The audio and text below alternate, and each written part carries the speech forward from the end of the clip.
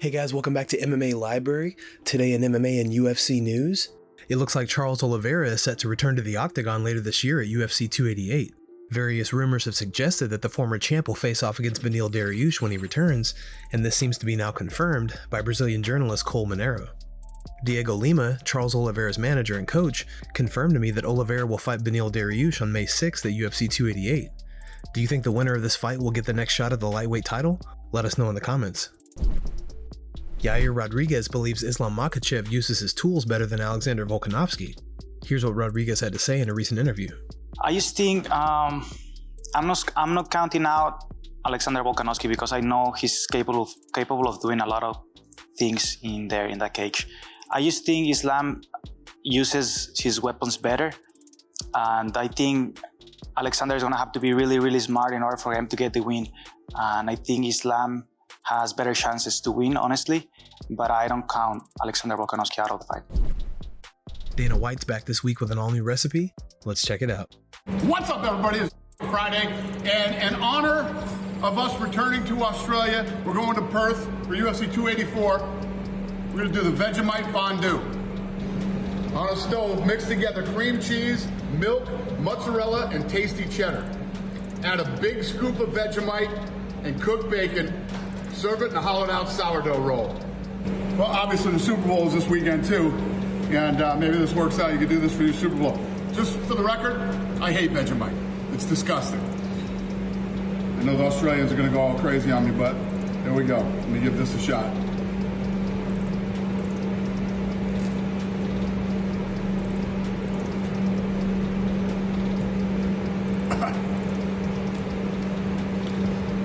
I love you, Australia.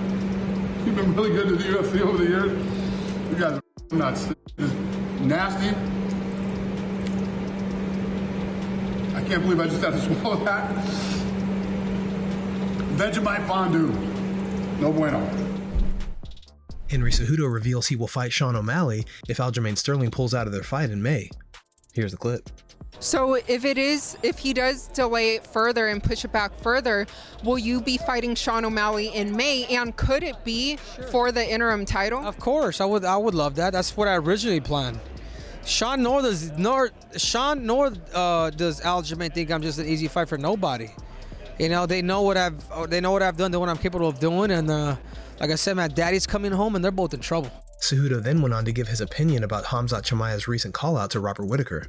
I like it, and I tell you what, kudos to Khamzat. I don't think he'll win that fight. I really don't. Because Whittaker's no joke, man. I think Whittaker will get up. He's a bigger man too, and he could strike. You know, you don't need to be a wrestler to really understand defense. You just need to learn how to defend and get back up. And I think as Robert Whittaker keeps on his feet, Chimaev's going to be in trouble. But we'll see. If it's a 5-round fight, if I was Khamzat, if I wanted more of a probability of actually winning, I'll make it into a 3-round fight, and maybe he could be the co-main event to our fight on May 6th. That's what I would do if I was Khamzat. But if he wants a championship fight, bro, good luck. Israel Adesanya gives his take on how the fight between Alex Volkanovski and Islam Makhachev will go. That's where I feel the fight's going to be won. Look, he has a tough task ahead of him. Let's not mince words or make mistakes about that. Islam is that dude. And I like the way Alex says, just keep that same energy when it's over. Don't try and tell me, oh, well, he's only fought 2 top 10 guys. Oh, well, he's not actually Khabib. Nah, keep that same energy. And the way the fight's gonna be won, I feel, for me, my expertise, what do I know, is maybe Islam wants to take him to the fence, take him down, keep him down. But striking-wise, you watch the breakdown of Freestyle Bender, we just put it up. Shout out Freestyle Bender.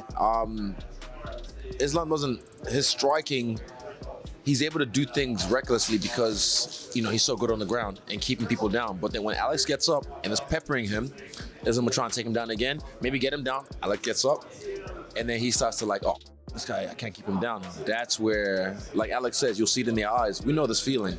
You see it in their eyes. You feel the energy. They're like, oh, and they start to panic strike or panic shoot.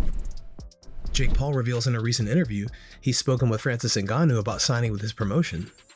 We have talked. Yeah. Give me something, Jake. Come on, buddy. Let's go. Yeah, no. The Most Valuable Promotions team, we talked to Francis.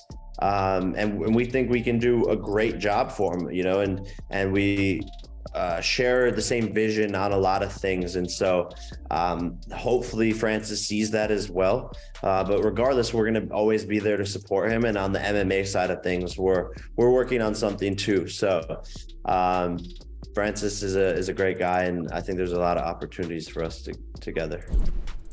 Sean O'Malley reacts to the news that Chito Vera versus Corey Sandhagen is pushed back over a month. Dude, I would be so upset. I'm stoic, so I wouldn't be, but someone else would be. 4 weeks. Dude, he was 2 weeks out. Yeah. I'm done sparring at that point. My weight's right where I need it to be. It's getting lower and right where I need to be. I'm done sparring, and now you're gonna tell me it's twice and twice as long. That would suck, dude. But what do you do? I freak out. I would freak out. It would help. And then after the tantrum, I'd then scream. what do you do? I would keep freaking out until the fight, and then I would. Get injured. Khamzat Chimaev gives his opinion on Darren Till's recent struggles. I don't know who Darren trained with. Yes, we are close friends with Darren, but he has his own coaches.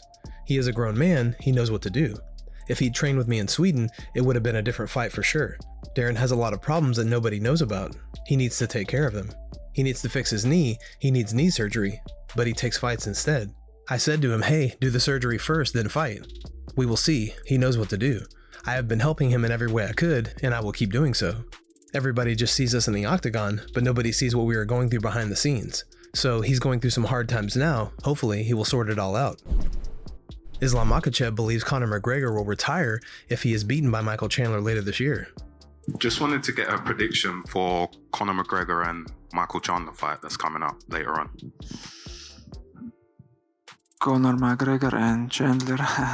It's good fight for the MMA fans, but if Chandler win, he's gonna retire it for sure. Make some good money and that's it.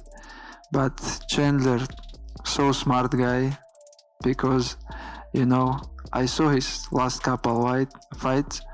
He fight like crazy, you know, like he come from the street. But now I understand why he did this. Because if he beat Poirier and Gaethje, it's fight never happen, you know. But last 4 fights they have same streak. They lose 3 times. That's why fight is happening, you know. Alexander Volkanovski gives insight into what was said during the press conference with Islam Makhachev and says Islam is looking a little frail due to his weight cut. Yeah, it was nothing too much. I just said, you ready? And he's like, yeah, of course. I'm like, Owen has a weight cut. Obviously, he looks a little skinnier than even just a few days ago. So obviously I was always going to touch on that. Just, you know, let him keep remembering that he needs to do that killer weight cut tonight. But yeah, he was saying all good. He's like, how are you? I'm like, don't worry, I'm strong. And that's when he went for the grab. And I'm sure he felt the guns, you know what I mean? But yeah, that was all just playful. And then we had the belt, and he's like, oh no, this is the real belt. Like, you know, that's a fake belt, because as if, you know, you ain't the champ, this is the champ. I go, it don't matter, mate. I'm the featherweight champ, and we're going champ. Don't worry. So just a friendly banter, wasn't too bad.